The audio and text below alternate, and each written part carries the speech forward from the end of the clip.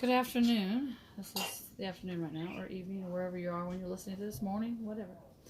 I am going to show you a little bit how to make sauerkraut. So we've got a half a head of cabbage here, because that's the end. I don't want to sit here and chop all day for you to see, because I've already done all of this so far today.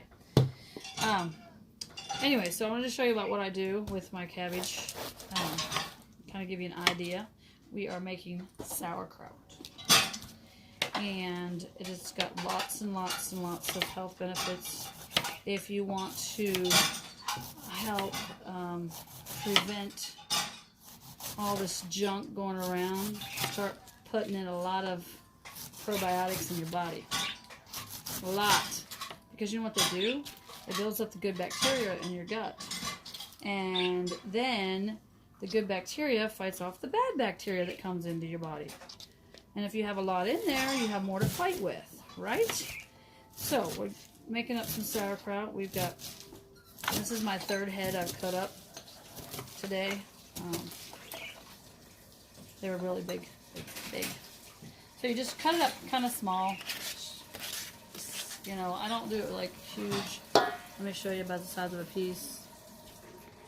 That's kind of hard to see. It's too, there you go. So it's not really that big. So I slice it thin this direction. I mean, it don't matter which way you slice cabbage. It kind of all slices the same way, which way you cut it.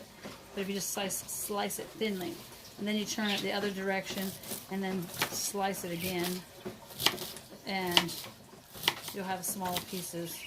I mean, I'm sure you can get a big machine and do this all, you know, with a machine, but I tried it once on a mixer and it made it way too fine and mushy, and you don't want that.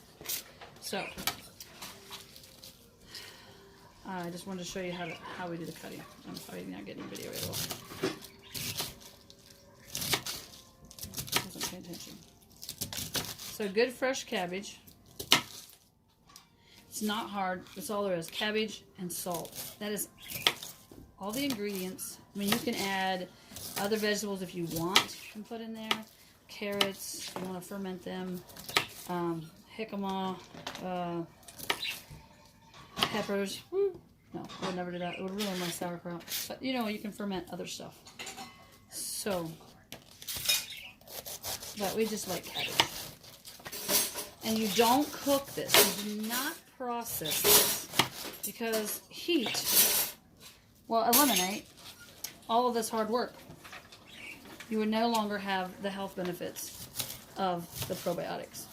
You don't want to heat this in any way, shape, or form. So after you make it, we put it into a jar, put it in our refrigerator. It keeps for several months, but you know, we don't use, it's gone before several months, so believe me. When you have 10 people in the house. And you just get it out and eat it cold. My kids will eat this for breakfast, a bowl of sauerkraut for breakfast. Now, I have never been a fan of sauerkraut in my life, but I've only ever had stuff you buy and you cook with stuff that smells and tastes like hot dogs. Kibasi or whatever junk or whatever. I don't eat that. I'm sorry. That and there's no health benefits to that. I mean, it's just ruined all the good stuff in this. And this is what we're trying for, getting good stuff. So, I'm not done here cutting this. And then I'll show you what we do next. And then I'm going to have to stop the video because we're not going to wait for 10 minutes in this video. So, we throw all that in there. And so that was 3 heads of cabbage. And it says 1 to 3 tablespoons of salt per head of medium head of cabbage. Well, I'll have you know, mine were really rather large heads of cabbage. I mean, really large heads of cabbage. So, what you do next, here's my big, gigantic bowl. See this? You need this. It's a full bowl. Okay, so next we're going to put in like 9 tablespoons of salt. So I have some pink Himalayan salt. So 1, that's a half. 2, so it's a 1 tablespoon. 2 tablespoons.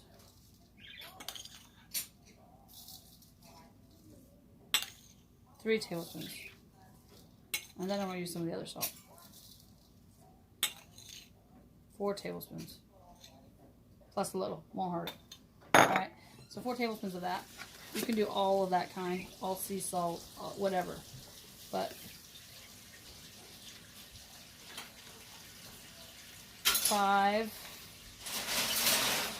I'm doing 9, because this is a lot. 6, 7, but this is your preservative. 8, almost done here. 9, alright?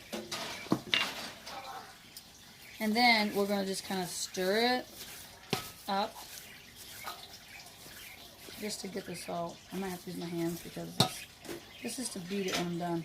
So I'm going to toss it with my hand. Toss the salt through it. And then you let it sit 10 minutes so the salt has time to start breaking down the cabbage. And then you beat it to death. So I'll probably put this into another bowl so I have 2 bowls to beat on because this is kind of full. But after 10 minutes, you'll start having juice in the bottom of your pan. And that's the brine. And that's what you need. So, it'll sit here for 10 minutes, and then we will start hitting it with that thing. There is such thing as a cabbage brush, I understand, but I don't have them. I have this big old mallet. That's kitchen mallet. Okay, so then you beat it until you get a lot of juice. And then you stuff it into, I need a napkin.